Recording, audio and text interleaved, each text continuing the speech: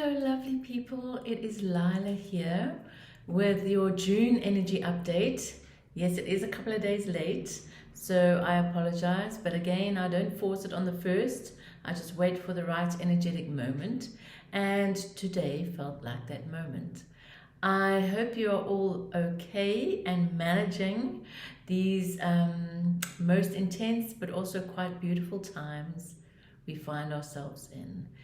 This energy update really has a number of elements, and before I step into those elements, I want to just say that please connect with me in whatever way you feel you are called to. I am a healer and I have my practice here in Cape Town, South Africa. I have an online community, I have an in-person community, I have an Instagram and a Facebook account, and of course my YouTube channel.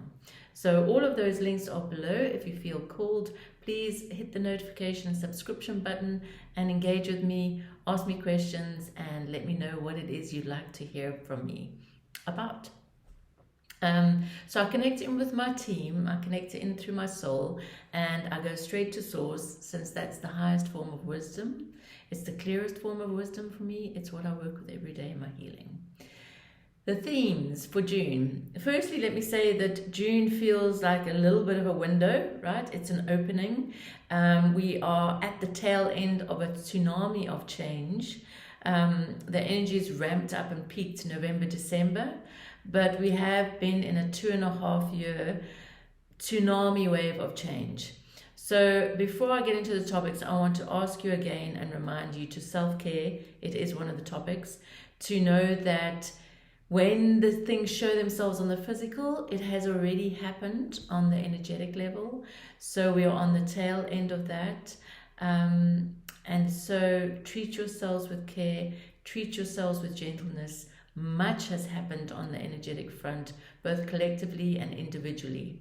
So you are not the same person you were 2 years ago, and perhaps you're not even the same person you were a week ago. Anyway, sending you love and care for yourselves. So I've just made some notes which I've just stuck on my wall here. The key theme for June is when things fall apart. And I'll discuss more about that.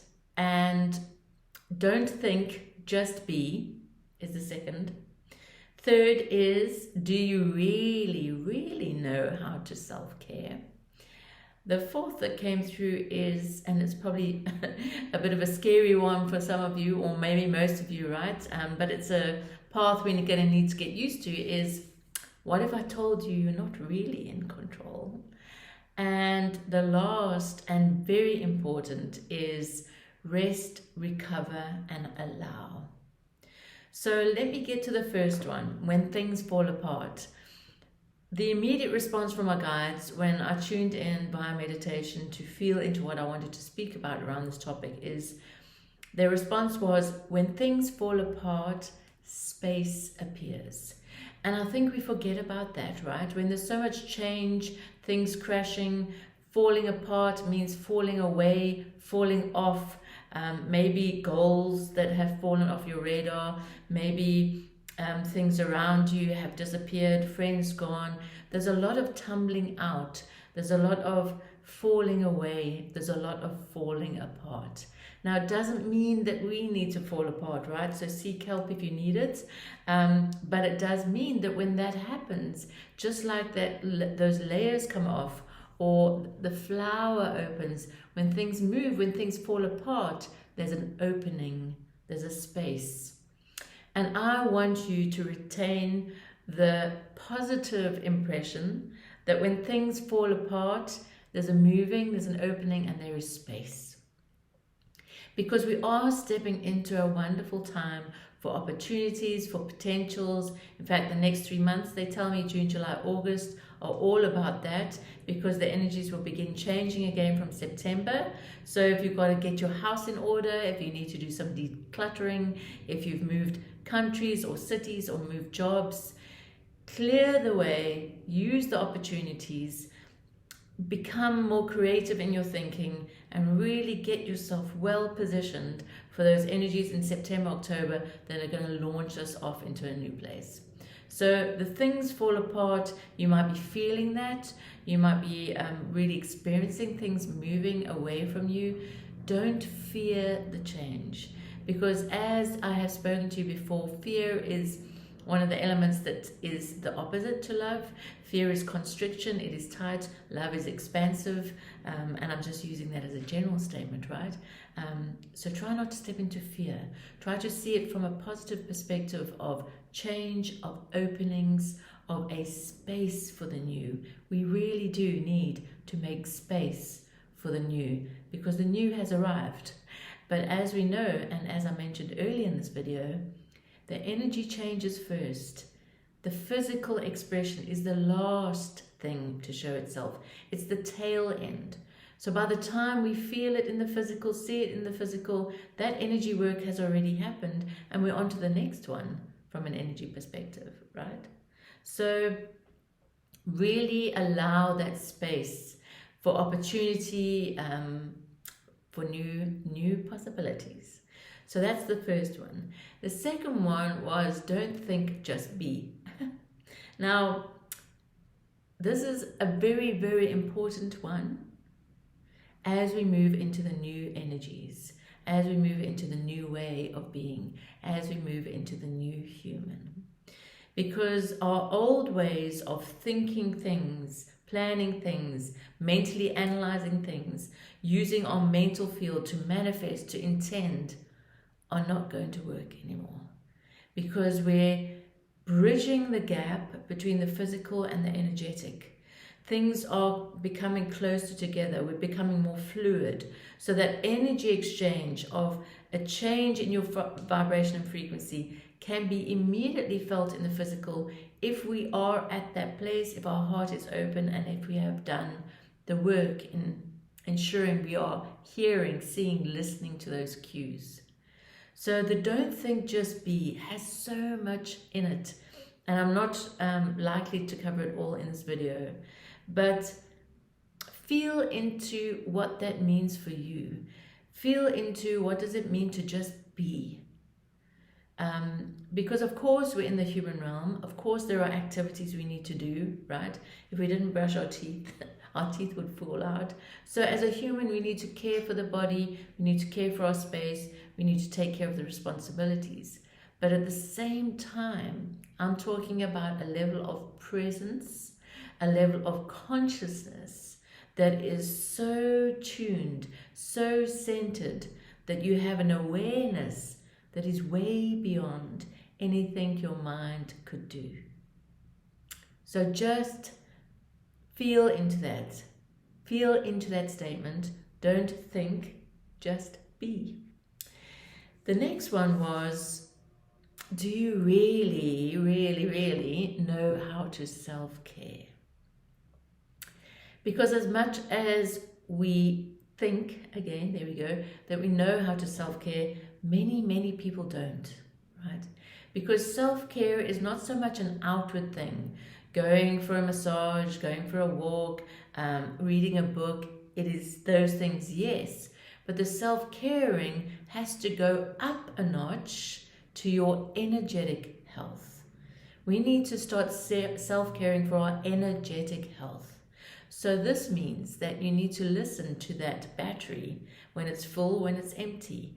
If you are meeting someone and when you leave you feel drained, that is not necessarily good for your energetic health. Yes, there are ways we can hold energetic integrity, we can engage in a different way so that we may not feel as drained, but you are being asked to self-care from the point of view of energy management. This also means looking at energy balance. If you are in a relationship and there's giving and receiving, and this relationship is more you giving than receiving, you're going to be out of balance. You're going to be lacking that energetic self-care, and you're going to feel it. You're going to feel tired, you're going to feel drained, you're probably going to feel frustrated, resentful, that things are out of balance. So self-caring is looking at your energetic interaction with people to see where maybe you're over-giving energetically. Maybe you're saying yes when you feel tired and exhausted. So maybe you need to consider saying, no, I'm self-caring. I need to rest this afternoon. Because we've been brought up in a society of doing for others, of made to feel guilty when we do something for ourselves, of not being supported in saying no when something is not good for us. But I'm asking you to say no. I'm asking you to think about those situations in which energetically you would be self-caring by saying no. So there's a whole number of things I could also share here with you, but I just want to leave that again with you, in that, do you really know how to self-care?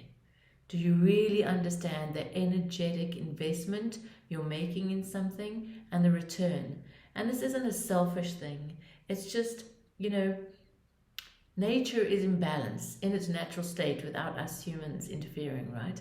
And so we asked now more than ever to come back into a place of balance, homeostasis, right? If our body was in homeostasis, there would be no illness. There most likely would not be any aging either. It's when things get out of balance that there's illness, disease, discontent, unhappiness. So really look at self-care from an energetic point of view. The next one is, what if I told you you are not in control? Now that's a big one, isn't it?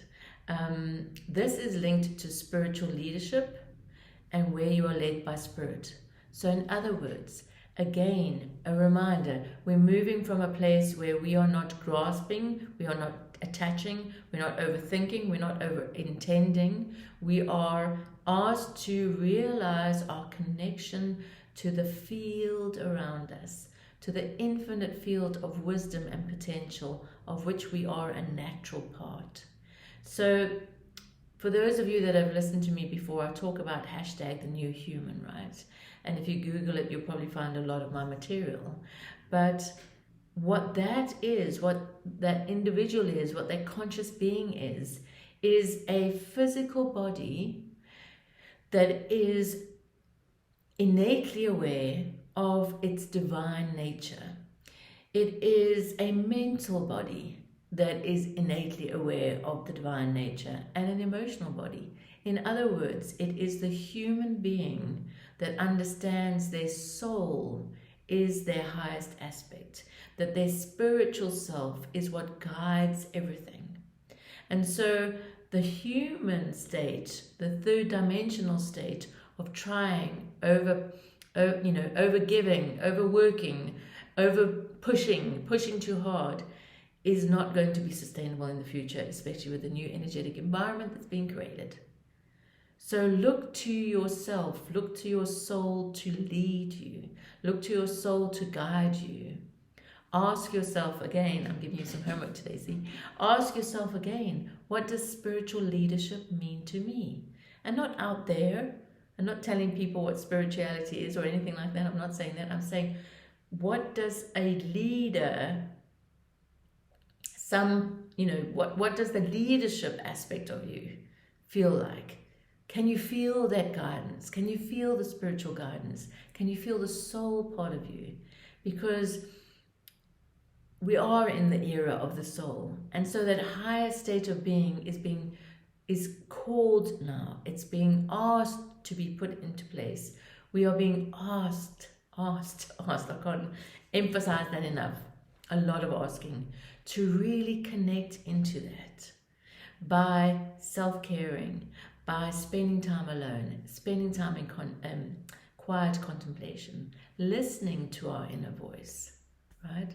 So self-leadership in the future is going to be spiritual leadership for self.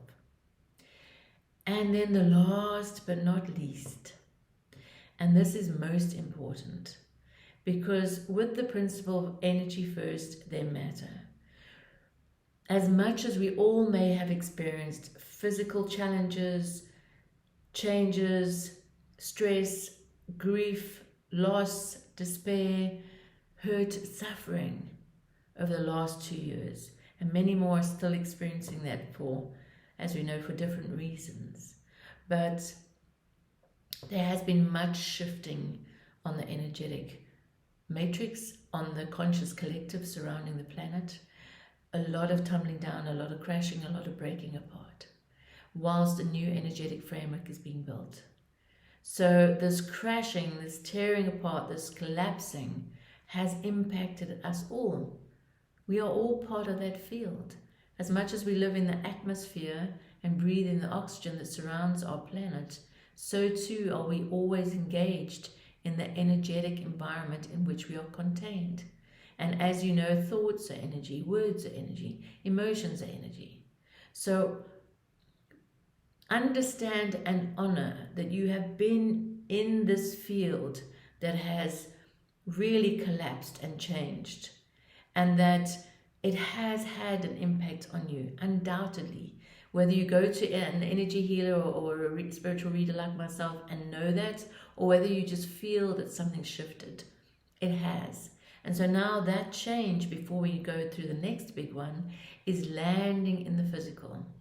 So for myself, for instance, I was really ill 3 weeks ago, couldn't move, flat to my back, and of course I'm a bit of those, get up and go kind of people, and it was strange to see my body relate to me like that. I'm normally quite healthy.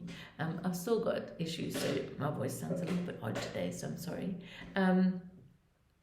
But the body is now experiencing that flushing out, right? So there's a lot of inner body trauma that is being highlighted and moved out of your field. And again, this is not that I'm saying you need to do the work, do the healing. This isn't a doing month. And June, July, August is going to be the same. It's an allowing, it's a resting, it's a recovering stage. So if you have been pushing hard on your healing, if you have been chasing the answers or feeling like you need to do something, I'm asking you now for the month of June just to rest, just to be, just to think about what it means to be led by your soul, to think what it means about letting go of control, to think what it means for you, what self-care means for you, because we really are just the final expression of a flow of energy. So feel that connection, allow it to show itself to you, and know that those potential inner childhood wounds, childhood trauma, past life trauma is all coming and bubbling up to the surface and being shown to us through our physical body. So treat your physical body with care, treat yourself with care. And if you really feel the call for a healing, there is so much energetic work that can be done. Sometimes we look at the physical, the mental, the emotional, but the energy work really can have such powerful impacts on the physical. So if you're suffering anything physical, if you're suffering emotional pain or mental anxiety, grief, stress, please drop me a message. I am here for you. I am of service. My healing is my life. It is my way of life. It is who I am. And those details are below. So I think that's that for June, right? I wish you a most blessed Friday. I wish you peace and happiness. And so from my heart to yours, from my home here in Cape Town, South Africa to yours, I send you love, I send you blessings, and I send you healing. And may the angels shine their light on you.